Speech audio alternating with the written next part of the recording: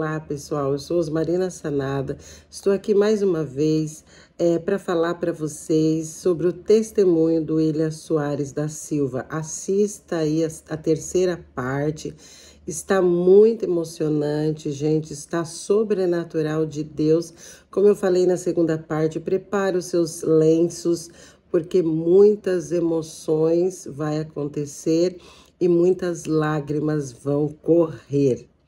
E vocês aí que nos assistem, que têm nos assistido, compartilhe o nosso trabalho, curte o nosso trabalho, comente, nos ajude a crescer para glorificar o nome de Deus e para que os testemunhos, os grandes feitos do Senhor sejam conhecidos, como o Senhor diz em sua palavra, fazei conhecidos os feitos do Senhor. Então nos ajude aí, gente, e vamos assistir a terceira parte do testemunho do William Soares da Silva. A palavra promete. E eu teve um dia que eu tava deitado na cama, assim, hoje, né, assim, depois de tudo, alguns anos depois, e eu lembrando, assim, às vezes eu perdi o sono no meio da noite, assim, eu ficava meditando e comecei a lembrar, e eu comecei a ficar, assim, meio preocupado e falando assim, Deus, como que eu fiquei tão calmo, né, você fala, nossa, como? E aí Deus falando, sou eu. E aí, beleza. A gente, daí, eu fui pra UTI, aí, o pastor se deu essa palavra e eu comecei a pensar assim, será que 40 anos? Falei, mas tá de bom tamanho, firmeza, vamos viver. E aí eu fui pra UTI. Aí eu lembro que as enfermeiras me colocaram era a própria cama, né, que levava pra UTI, lá na UTI você troca de cama e elas trazem a cama de volta, né? A cama é uma maca, na verdade, né? Ela tem rodinha, né? Aí elas me levaram e a missionária Elisete foi comigo, a Cláudia ficou para pegar minhas coisas e tudo mais. E aí eu lembro que eu entrei no elevador, as enfermeiras ali com a gente, eram 2 enfermeiras. Eu comecei a cantar, né, no elevador. Cantando ali, bem... Eu cantarei para sempre? Cantarei teu amor para sempre? Comecei a cantar. Eu lembro de vocês. Como é bom poder pertencer a um Deus de amor. Ah, sim. Como é bom poder confiar, né? em tua fidelidade. Eu descanso em ti, eu espero em ti. Eu te adoro, meu Jesus. Deus de amor. Deus de amor. Se eu não me engano, eu cantei meu Jesus. Se eu não me engano. Mas a missionária Elisete comigo ali, ela começou a cantar também. Eu cantava só essa parte só. Aí eu lembro que as enfermeiras cochichavam alguma coisa entre elas. Eu acho que elas deviam estar falando, nossa, o cara tá morrendo e tá cantando, mano. O que é isso? E a gente foi pra UTI. A UTI era um quarto muito claro, assim, né? Luz branca. Uma coisa que tem que mudar nas UTI daqui, é colocar luz amarela. Porque a luz amarela melhora o descanso pros... Luz branca. E aí colocaram um monte de coisa em mim, eu não fiquei entubado, né?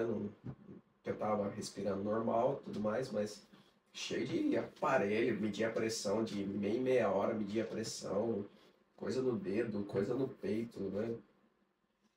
E aí medindo a oxigenação e tudo mais. E virava e mexia, as enfermeiras vinham, colocavam uma lanterna na minha cara, né? Ficavam olhando. Eu achava estranho que eles chegavam, abriam meu olho, colocavam uma lanterna aqui e tal, né? Eu falava, mas pra que tudo isso, né? E eles chegavam e perguntavam, você sabe quem você é? Você sabe onde você tá? Onde você mora? Pra ver se você não tava perdendo a consciência. Toda hora, assim, de tempo em tempo, assim, acho que pelo menos umas 4 vezes por dia eles iam perguntar. É um das que vai acontecendo, né? A pessoa vai perdendo a consciência. E aí eu achava engraçado, né? Eu dava risada, eu falava, lógico que eu sei quem eu sou. Mas ficava, por que eles estão perguntando? Porque na minha cabeça, quem tava me matando era a leucemia. Eu não sabia de tumor, ninguém me falou nada. Ah, você não sabia. Então daí eu ficava, nossa, mas o que tá acontecendo? E a gente sem conhecimento nenhum, por que eles olhavam é a pupila, né, que eles olham, porque é sinal que o cérebro tá sofrendo, né? Mas eu não sabia disso, depois eu fui ver, um dos primeiros sinais que o cérebro tá com alguma coisa é que a pupila dilata. né? Nossa. Aí eu, beleza, respondia tudo mais. Só que é um fraco ali, mas com paz. Sempre paz no meu coração. Aí eu cheguei no dia, isso foi no dia 25 de dezembro. Aí no dia 27 de dezembro, aí já estavam mexendo na papelada, né? Para os meus pais virem pro Japão, né? Que meu pai e minha mãe, eles recebendo suas notícias tudo picado, né? Naquela época a gente não tinha WhatsApp, né? Não Sim. tinha. Era Toda essa telefone e mídia, né? telefone era caro, né? Sim. Nossa, eu lembro, eu gastava tipo 20 mil ienes. 20 mil ienes hoje dá o quê? Mais R$ 700 quase só de telefone Sim. internacional, né? Só internacional, né? Eu gastava mais ou menos 20 mil ienes por mês de telefone internacional. Nossa. Hoje em dia tá tudo muito fácil, né? E meu pai lá acompanhando as coisas e tudo mais. Só que daí, no momento que eu saí desse quarto que eu tinha telefone, e porque no hospital a gente não podia usar celular, né? Eu saí desse quarto, o meu pai ficou sem contato comigo, né? E aí ele já não sabia mais o que estava acontecendo do outro lado do mundo. E aí eu entraram em contato sim com ele, né? Eu lembro, foi até o saudoso tio G. Era o pastor Jefferson, que era pastor deles lá no Brasil, e o tio G.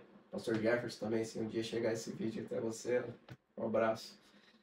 E o tio G já é falecido já, mas era um grande amigo, assim. Ele tinha eu como um filho também. Eles receberam a notícia e eles foram, que o pastor Zé Carlos vai conversar com o pastor, vai falar da gravidade, conversando com o pastor Jefferson. Falaram, vai lá, né, dar um auxílio para a família. Aí foram, aí quando meu pai viu o tio G e o Jefferson chegando, e ele sem conseguir falar comigo,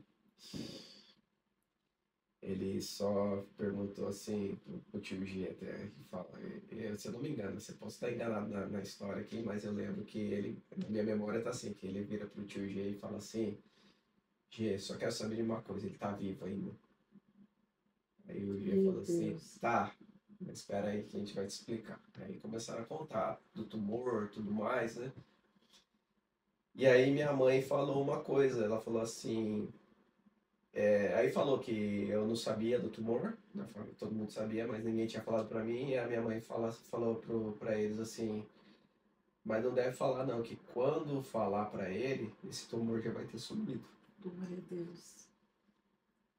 E eu acredito que foi um ato de fé, na Sim, verdade, né? sim. E aí meu pai, ele conta que eles ajoelharam lá no quarto deles lá, e não sei se é no quarto, na sala, ele me conta que eles ajoelharam e ele falou assim, Deus, você é meu filho, mas é teu filho. E sempre ele teve entregue na tua mão. Então, ele está entregue na tua mão. Aí, essa pelo menos é a história que me contaram, né? E aí eles correndo já com a papelada para eles poderem vir, né? E, ó, eles não tinham passaporte, não tinham condições financeiras. E só que aconteceu uma coisa, uma prima da Cláudia, ela trabalhava na Javator aqui, a prima Kemi. Kemi também um abraço, se estiver assistindo aí. Até essa semana eu recebi notícia, o pai da Kemi teve um AVC. Tá acontecendo tudo essa semana, meu Deus do céu. O pai do tio Tetsuno, ele teve um AVC, a Kemi, ela abençoou muita gente. A Kemi, ela trabalhava na Javator e a gente conseguiu um papel numa carta do médico falando da gravidade da situação. A Kemi, ela conseguiu, eu acho que foi na mão de um passageiro que estava viajando para o Brasil, entregar para ir rápido, né?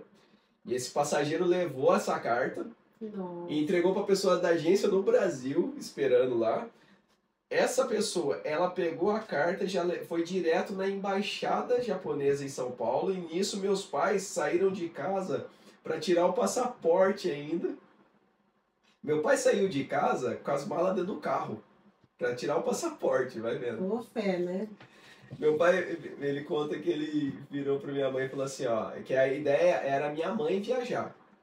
Só que aí ele falou assim, não, eu vou também. Daí um tio meu, o tio Joás até, ele deu um dinheiro pro meu pai. Ele falou assim, não, vai. Nossa, esse meu tio também, ele abençoou muito a gente, tio Joás. Ele é tipo o irmão mais velho, assim, pra mim, que ele era criança quando eu nasci, Uhum. porque ele era dos caçula ali, né? E Sim. sempre foi o irmão mais velho pra mim, né?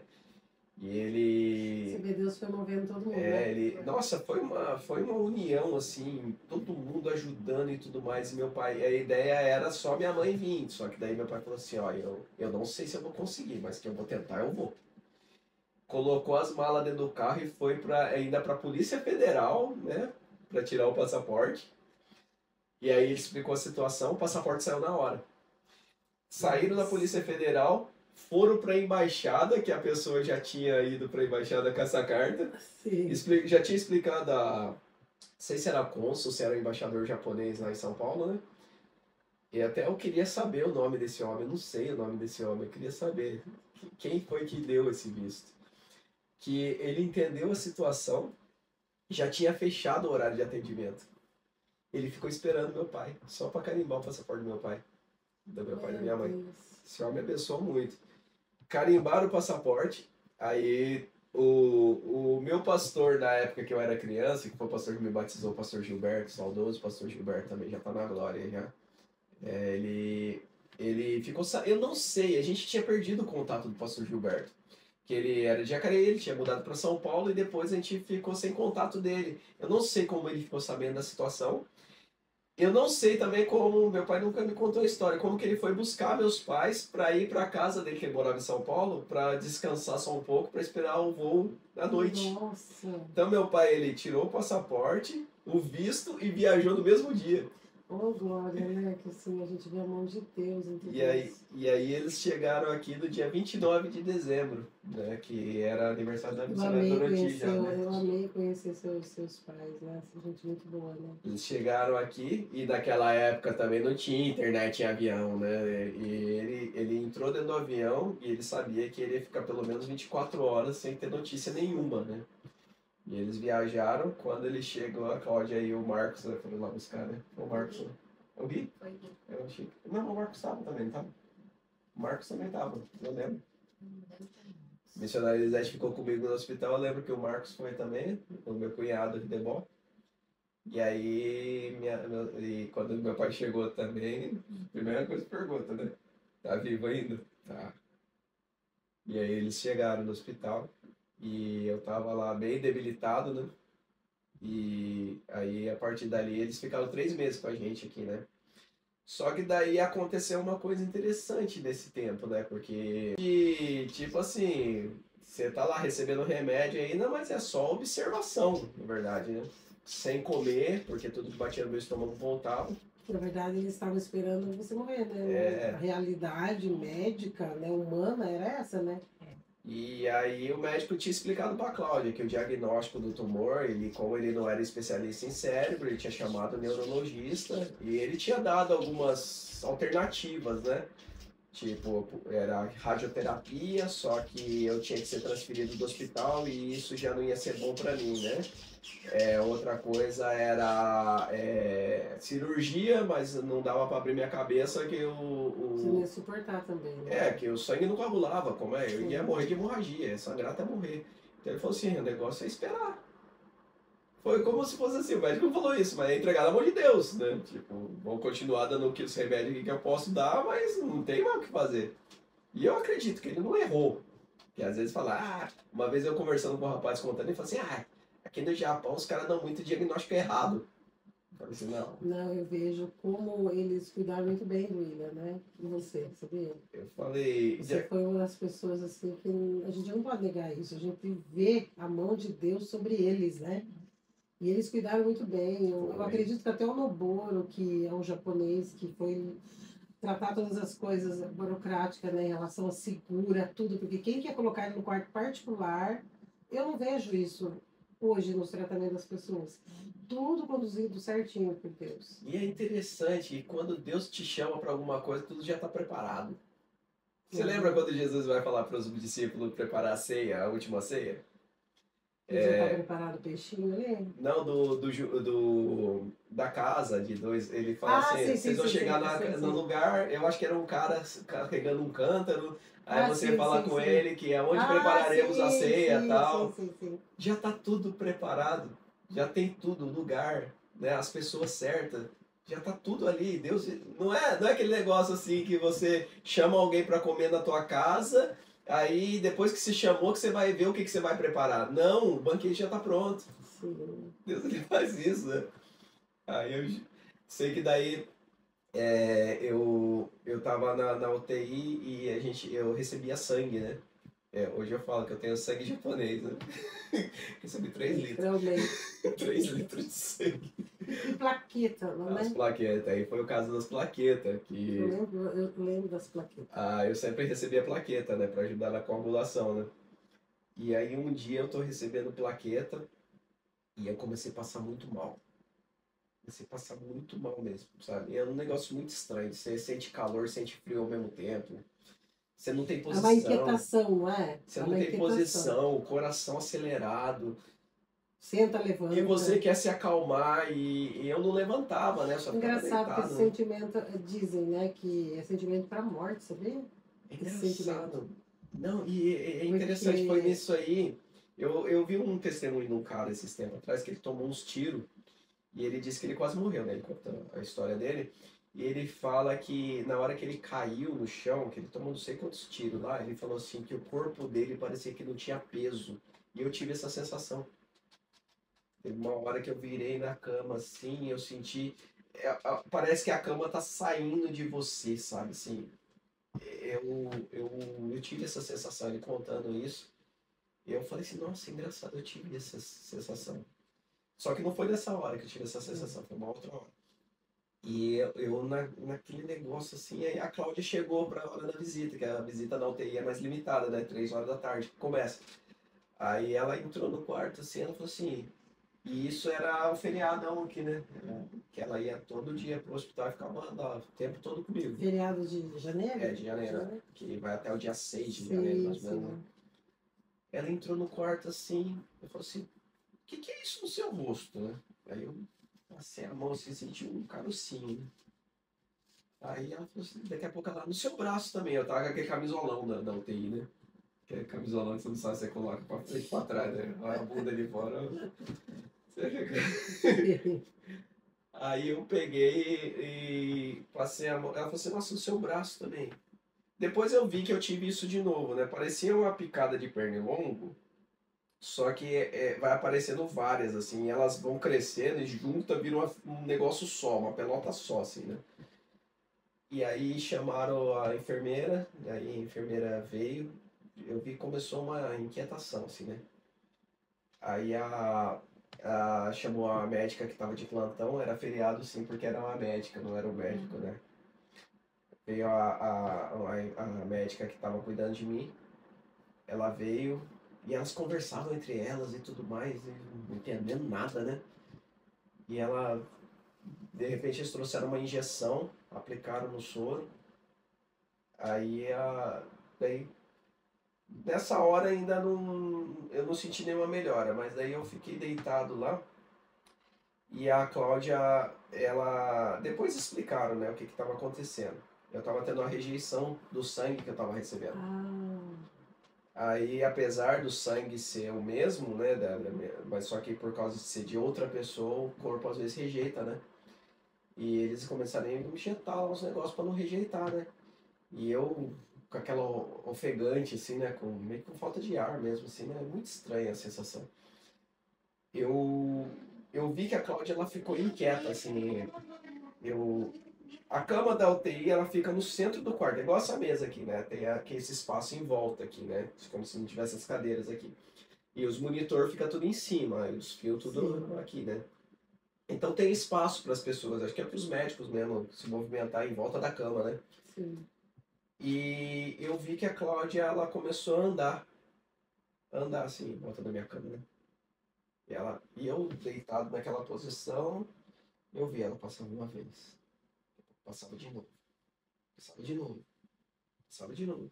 Eu falei assim, nossa, o que essa mulher tá fazendo? Natália. Tá batalhando, Eu né? falei, o que que ela tá? Falei, nossa, eu aqui passando boia, ela andando, sei lá, né? É engraçado, porque quando eu tô nervosa, ou mesmo quando eu já é para mim, quando eu ia ter o Gabriel e a Sara, eu não consigo ficar deitada, eu não consigo ficar sentada, eu não consigo ficar quieta, eu tenho que andar. É, com a Sara, com o Gabriel, eu não consigo ficar sentada aqui esperando. Nunca tinha associado isso. E eu não consigo ficar deitada de jeito nenhum, eu tenho que andar. O Gabriel, quando o Gabriel ia nascer mesmo, ela tava pesada, né? Ela deu uma engordadinha, né? Na época, né? Ela andava, andava, andava, quando vinha a contração, ela se pendurava em mim, assim, ela, né? Daqui a pouco ela andava, andava, andava, voltava com a Sara E também. da Sara também. Eu tenho até o vídeo da Sara, ela andando no quarto. Nessa, ela começou a andar, e aí eu falei, nossa, o que que ela tá fazendo, né?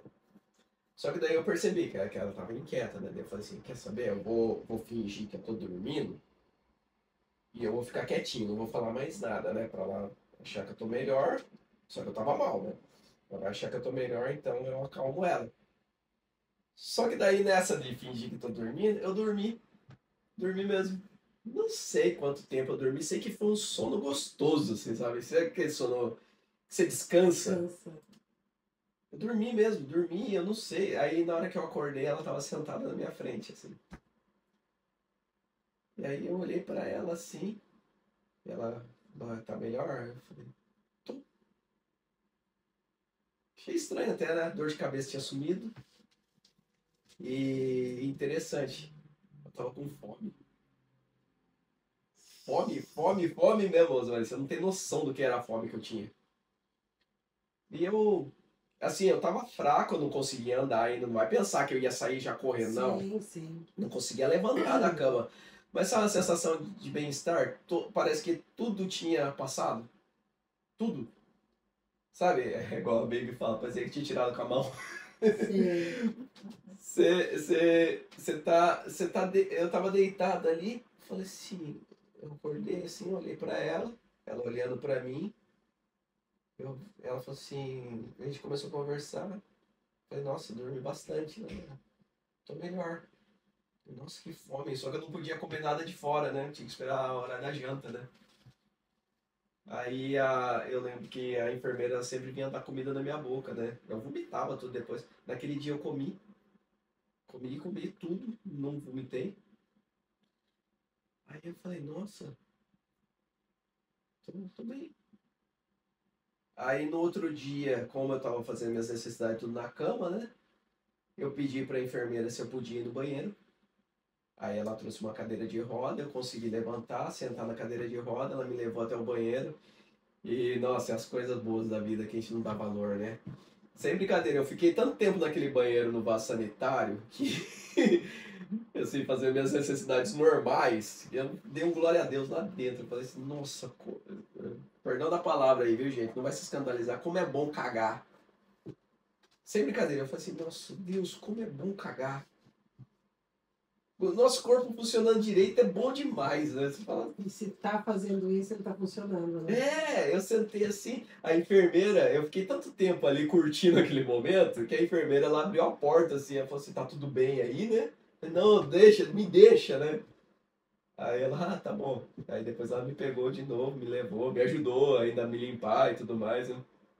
Aí me levou de volta pra cama. No outro dia eu já pedi pra ir andando. Meu Deus. Ela já, e eu comendo, né? Assim, é, aí o médico ele liberou pra mim comer coisinhas assim, a Cláudia levava salgadinho, por exemplo, batatinha frita no né, salgadinho. Aí entregava pras enfermeiras, desinfetavam pra me entregar, né? Que a minha imunidade devia estar baixa, né? Sim. E aí eu comecei a comer bastante coisa de fora. Nossa, eu brigava com a Cláudia, falava, vai comprar alguma coisa pra me comer, eu tô com muita fome, meu Deus. Ela, não, mas o almoço já vai vir. Não, mas vai, não dá, não dá. Sabe, eu brigava, porque era muita fome. Aí eu comecei a comer, comer, comer, comer.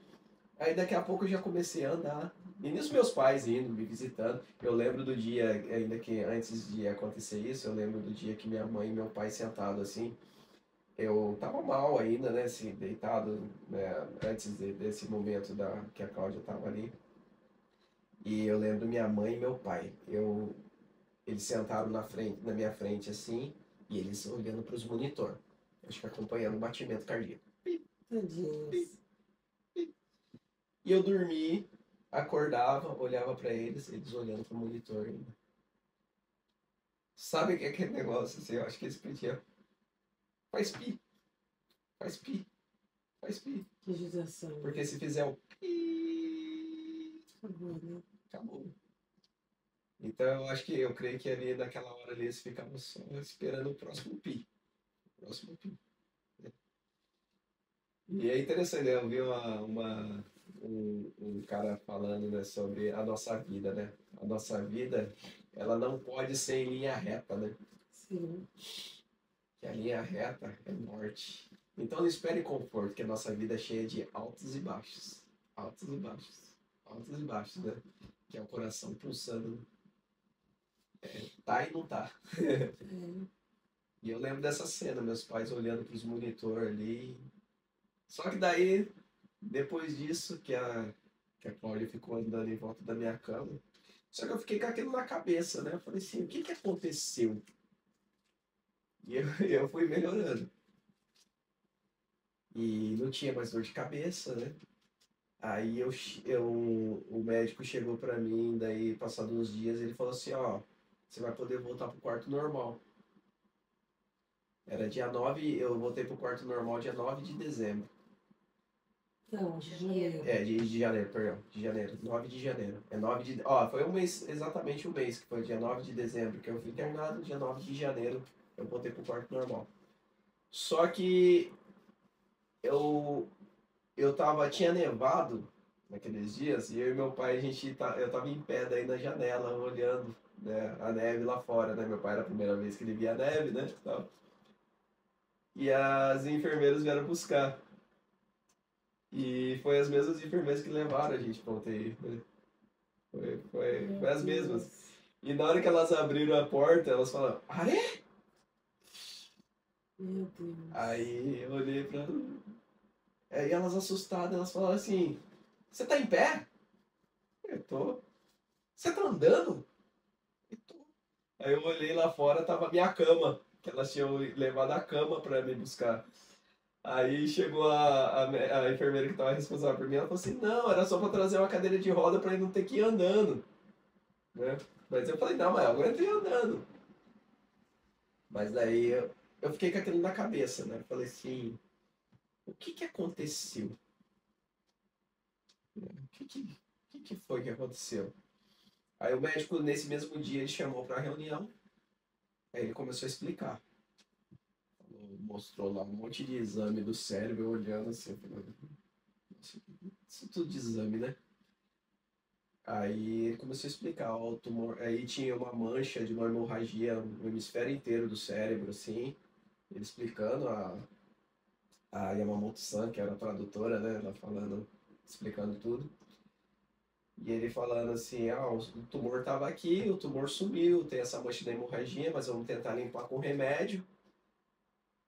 Explicou que era para mim estar com alguma sequela, mas eu não tinha sequela nenhuma, porque eu estava andando, estava falando normal, estava aparentemente tudo normal. Então, assim, vamos limpar essa hemorragia com remédio, tentar limpar. Minha vista estava voltando já, né? Já estava conseguindo ler uma coisa ou outra. As cartas que eu recebi na UTI, eu recebi carta do pastor Gilberto, recebi uma carta do meu tio Joás, eu tenho essas cartas guardadas até hoje. A Cláudia que lia para mim, depois eu fui ler essas cartas, né? Eu publiquei ela no livro até. E aí mas aí eu fiquei pensando assim, falei, tumor? Que tumor? Eu olhei pra eles assim e falei, que tumor? Tumor? Que papo é esse? Aí meu pai falou, não, depois eu te explico. Aí eu fiquei bravo, nossa, eu falei, nossa, eu tava com tumor no cérebro, vocês não me falam nada. Aí eles me explicando, não, o que ia adiantar, né? Eu falei, não, eu achava que era a leucemia que tava me matando, era o tumor que eu tinha. Eu falei, nossa, o que é isso? Aí eu fui pro quarto pensando, eu falei assim, Deus, O que aconteceu aqui? que avalanche foi essa? Que foi isso? Eu tava sendo atropelado aqui por um monte de coisa, né?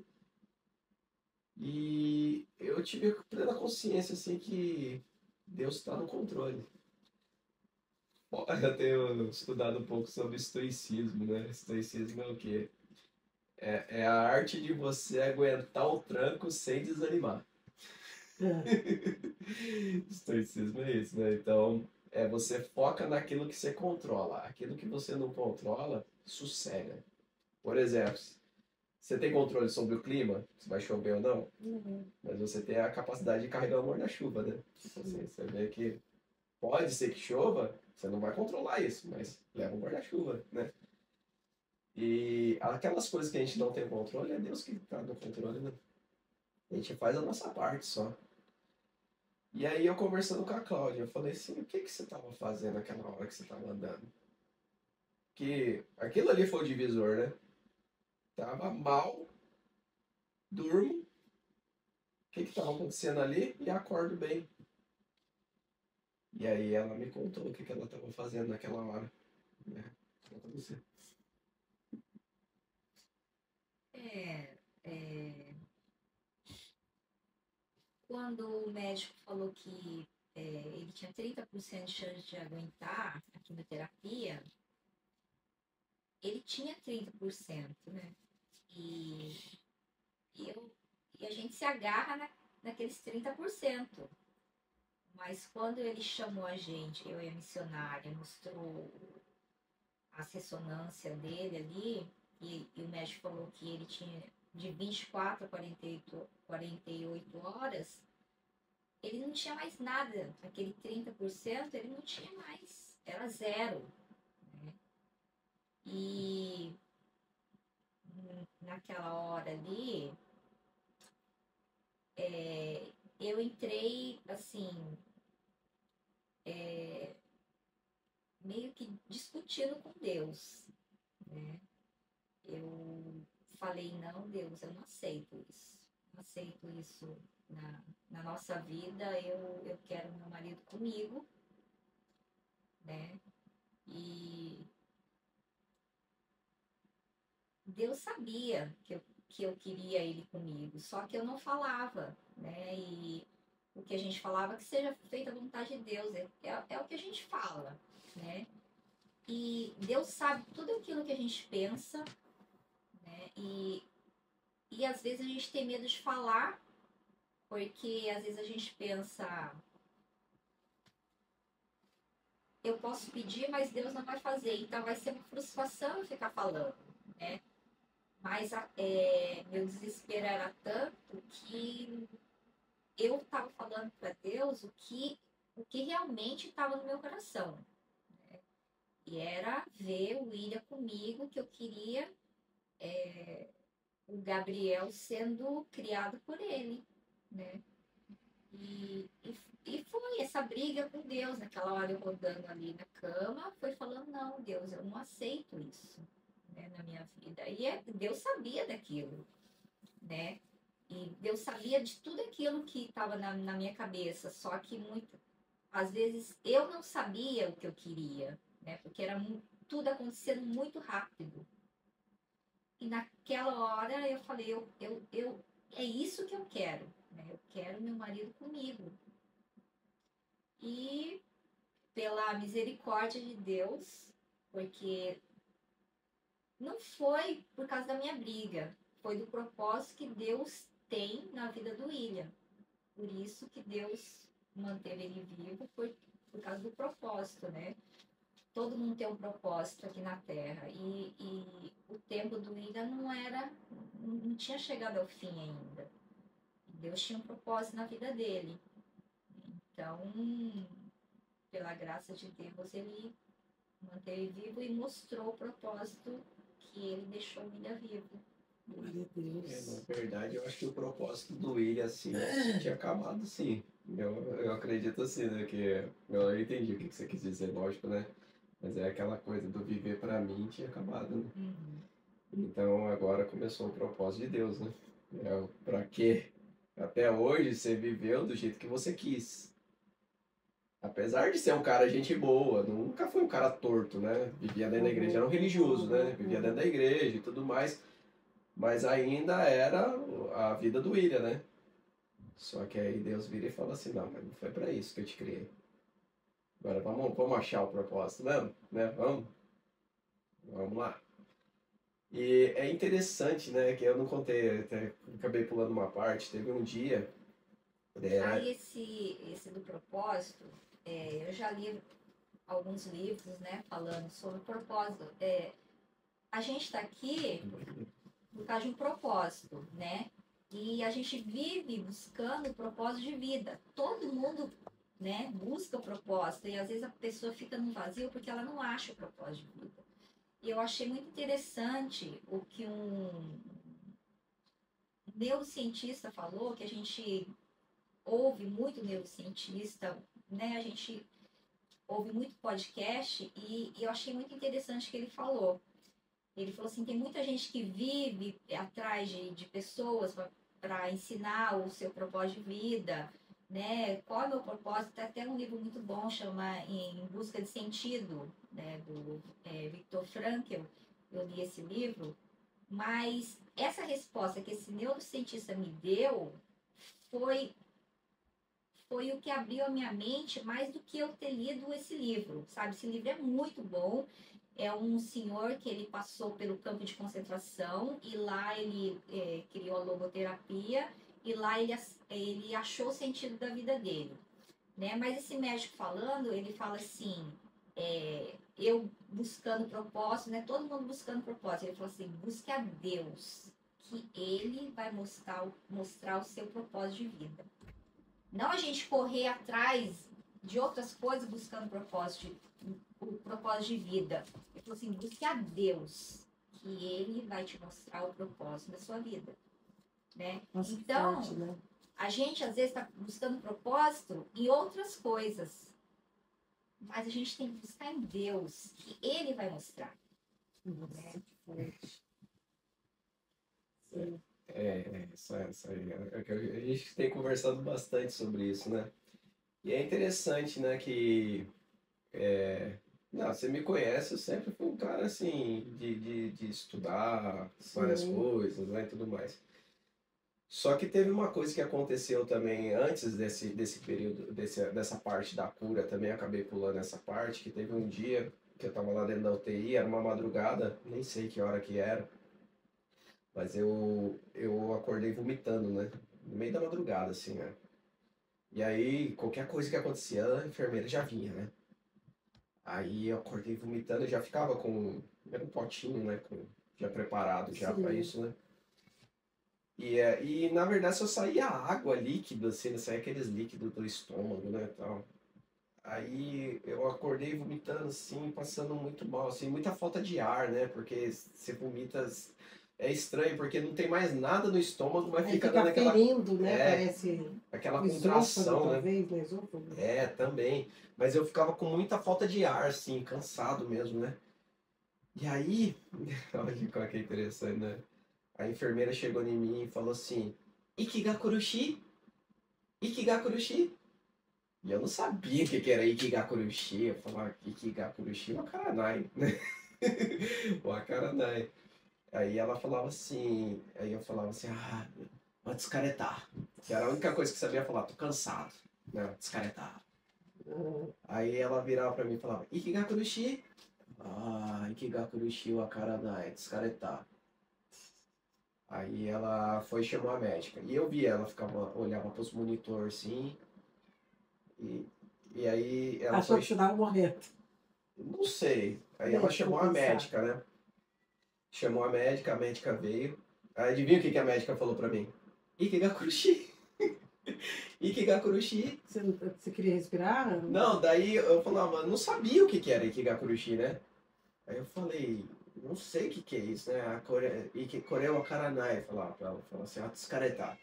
Aí elas conversaram entre elas, aí trouxeram aquele. É uma mangueirinha que enfia no nariz, assim, né? Colocaram. Aquilo lá é a ventilação, né? Aí aquilo ali me aliviou, né? Aí eu comecei a respirar melhor e tal. Elas ficaram um tempo ali olhando, até acho que normalizou assim, saíram. Aí eu dormi de novo. Aí no outro dia a Cláudia chega, eu tô com aquele negócio na cara também, né? Aí Deus, a primeira isso é coisa. assustador, né? Aí eu contei pra ela, eu falei assim, o que é Ikigakurushi? Falta de ar, né? Que é respiração, né? Sim. Ar, né? E o curuxi é dificuldade, né? Sim, sim. Sofrido, né? Aí eu falei assim, nossa, era só eu falar hi. Era só responder sim. Foi aí que você tomou a decisão, vou aprender japonês. Foi? Foi. Ali eu fiz um compromisso com Deus. Eu falei assim, nossa, eu já estava 6 anos no Japão, né? Era 6 anos já, acho que 6, 7 anos. E eu sabia me comunicar na fábrica, assim, né? É que é diferente, né? Tipo, do trabalho e tudo mais. Mas eu não sabia falar que eu tava com falta de ar. Uma coisa que eu tava sentindo, e não era nem a questão de falar que eu tô com falta de ar, era a questão só de responder hi. A pessoa tava me falando. Ela tava perguntando, era só afirmar. Ela tava perguntando uma afirmativa. Eu falei assim, meu Deus, eu tô 6 anos, 7 anos, não lembro quanto que era, mas e eu não sei falar nada. E aí foi um outro compromisso que eu fiz com Deus, que eu falei assim, se eu sair dessa, eu vou estudar até aprender. Falei assim, enquanto não ficar fluente nessa língua, não vou parar de estudar. Estou estudando até hoje. Mas hoje eu tenho uma certa fluência, né? Com certeza, Falo muito. razoavelmente falo bem, né? Razoável, razoavelmente. Mas Gente, ele fala muito hoje. é que na Quantos verdade. kanji você já sabe? Tem uns 1.400 mais ou menos. Imagina. Mas mas é que é muita coisa, né, para aprender, né? Quanto mais você vai aprendendo, mais você vê que você não sabe, né? Mas eu não sei, acho que ativou alguma outra coisa, o seu cérebro ficou muito ativado, porque você não aprendeu só isso, você aprendeu muita coisa, né? Não, é que Muita uma coisa vai Não, puxando a ele outra. sempre teve memória boa, né? Mas eu acho Hoje que já nem tanto. não, mas ele ficou muito ativado, ele aprendeu muita coisa, ele buscou É o muito. propósito de A vida propósito, dele, né? Mas é que aí você começa a ver. Eu tenho dificuldade para aprender, assim. Eu não sou um cara que eu aprendo fácil, que a turma falando, você tem facilidade, entendeu? Sorte, né? Quando os caras falam assim, não, é que você tem sorte, você tem facilidade. Não tenho facilidade, eu tenho que repetir a mesma coisa várias vezes. Só que o que que acontece? Se eu preciso repetir uma coisa 10 vezes para aprender, o que que eu faço? Eu repito essas coisas durante 10 dias. Durante 10 dias aquilo que eu estou aprendendo, eu vou Nossa, é uma boa repetindo. ideia. É constância. É isso que Eu faz a comecei a diferença. assistir um programa em inglês. O que eu aprendi ali eu guardei já. Engraçado, Eu mas também depois tô eu aprendendo parei. inglês também. Mas coisinhas pequenas que agora eu escuto já sei o que é, né? É. Mas o problema é igual você falou, é perseverar naquilo, É a né? constância, a Constância. perseverança, você e você não ter preguiça de repetir o assunto. Por exemplo, eu estou lendo um livro. Aí você não tem aquela coisa assim, você está lendo um livro, aí você está até a página tal. Aí daqui a pouco você já leu aquela página, mas você abre na página errada, uma página que você já leu, e você fala, nossa, parece que eu já passei por aqui. Sim. Só que daí você não tem certeza, você continua lendo. Só que daí aquela informação, ela fortalece na sua mente. Porque é a repetição. Preciso ler mais, eu lia. Então, o que que eu faço hoje, né? Eu tô lendo um livro, eu não tenho dificuldade de voltar umas 2 páginas para trás e ler tudo de novo, sabe? Sim. Não é a pressa de chegar no fim do livro, mas é o interesse de você assimilar o conteúdo. Sim, Que é isso que vai dar aprendizado. Por isso que a gente tem que ler a Bíblia. sim. Quantas vezes a gente não lê o mesmo texto, né? A gente lê o mesmo texto e ele fala de uma forma diferente com você. Sim. Lógico que você tem aquela, mas a Bíblia é um livro espiritual. Mas, meu, o conhecimento é uma coisa espiritual que é transmitido de um para o outro. Até nas coisas erradas. Se alguém começa a explicar uma coisa que não está de acordo, opa, você pelo menos está conhecendo a forma do que aquela pessoa pensa. É o conhecimento. Você tá tendo acesso àquele conhecimento, por mais que você não concorde, você tá sabendo pelo menos do que aquilo tá falando, né? E até se tem alguma mentira envolvida, você tem como combater isso, né? Porque eu tenho a verdade, né? Eu conheço a verdade, então eu consigo combater essa mentira. Que é até o tal do, não sei se você sabe do assunto que Paulo combateu bastante, que é o sofisma. Sim, sim. Sofisma, o que que é? O sofisma é uma mentira com aparência de verdade. É só isso. Fernandes Lopes Dias fala muito sobre isso. Então, eu tenho aprendido bastante sobre isso, porque como você não conhece ali o que aquela mentira está falando, você acaba entrando na lábia do cara. Sim. Então os gregos eles tinham sofistas, né? Bom, mas esse é um outro assunto, né? Então, mas aí naquele dia eu fiz esse compromisso com Deus. Eu falei assim, eu vou estudar. Só que daí você sai dali, você não sabe como começar. Né? E aí, graças a Deus, eu tenho os irmãos entram nessa jogada também. O Alexandre Ono. Nossa, Alexandre, abraço. Alexandre Ono, ele estava estudando. E aí ele Sim. me apresentou o curso, né? Que daí era a escola Kumon, né? Eu comecei a estudar no Kumon. Sim. Estudei uns 5 anos no Kumon. Fiz o curso que era para fazer em 1 ano, eu fiz em 2. Pra você ter uma ideia, ó. A turma fala, tem facilidade? O curso de 1 ano eu fiz em 2. Foi 2 anos que eu demorei para fazer esse curso. E depois eu continuei estudando igual as crianças japonesas. Eu ia para aula de reforço das crianças, né? E aí eu fiz mais uns 3 anos ali, né? E ao todo eu acho que eu estudei uns 5 anos no Kumon. E depois eu achei os livros também, né? Que até os livros que eu uso para dar aula hoje, né? Eu compro os livros e dou aula. E aí hoje tô dando aula de japonês, né? Fazer o jabá já, né? Eu dou aula, né? E é o método da constância, né? É todo dia um pouco. Todo dia um pouco. Sem parar. O nome do curso chama Chotozutsu. E a Sara te ajuda, né? A Sara tá comigo. A Sara, ela dá aula junto comigo. Eu Não vejo, né? De vez em quando eu dou uma olhada. mas não é todo dia que a Sara tá por causa das atividades dela também, né? Mas ela não tem preguiça nenhuma também, né? Mas é mais questão de horário mesmo, né? Só que a Sara também, ela tá desenvolvendo muito bem assim, o japonês por causa disso. Lembrando que a Sara é um outro milagre, né? Sim, entrar nesse assunto agora, né? Aí o que que acontece? No dia, eu fiquei internado do dia 9 de dezembro de 2002 até o dia 23 de março de 2003, né? Foram, se não me engano, 137 dias dentro do hospital. Com algumas saidinhas, né, no fim de semana e tudo mais. E eu tive uma alta provisória, né? Foi assim, uma alta eu fiz um exame, que era 1 mês, que daí E uma pergunta, o que que os médicos falaram? falou que não sabe o que aconteceu. Como diz a Baby, Deus tirou com a mão, né? Foi, Deus tirou com a mão. Eles falaram que não sabe, o médico mesmo, ele falou assim, que não sabe o que que aconteceu. Ele falou assim, o tumor estava aqui e sumiu. Glória a Deus. E a leucemia, né?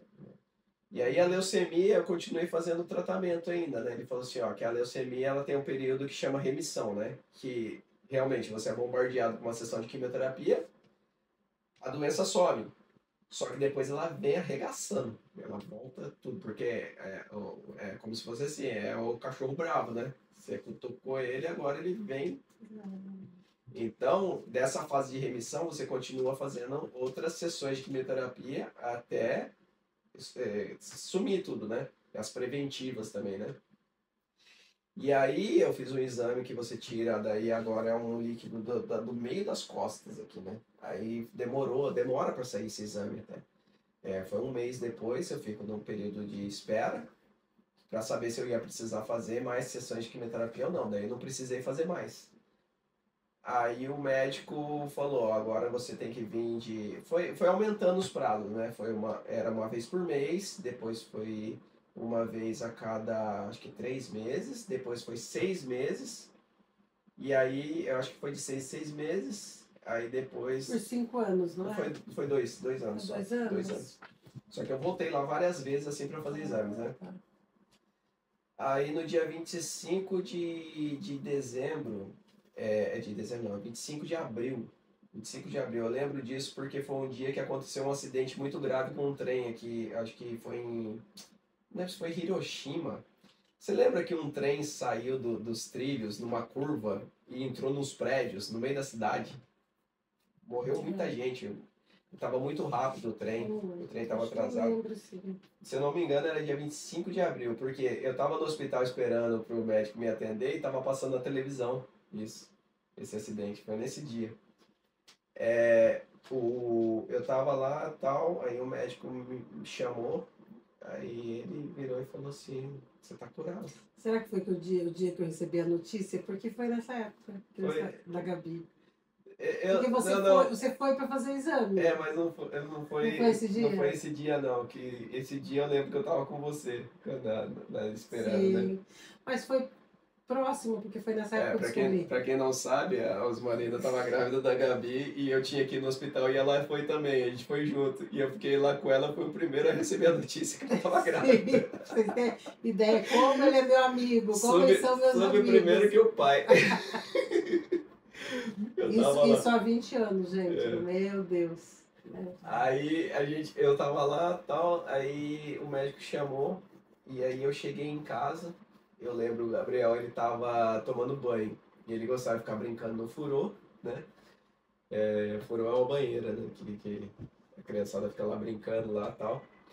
Aí eu lembro que eu entrei dentro de casa, assim, eu tava até emocionado, assim, né? Eu cheguei pra Cláudia, a Cláudia esperando a notícia, né? E aí, né, o que aconteceu? Aí eu falei assim, eu tô curado. Oh, glória, Senhor, E aleluia. nessa hora o Gabriel, Oh, do nada, ele Deus. começou a cantar no banheiro. Ele começou a cantar, Deus é fiel. Acima de todas as coisas eu sei que meu Deus é fiel. 25 de abril? 25 de abril de 2005.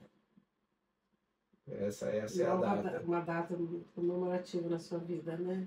Ele cantando essa música, Você assim, nasceu de novo. e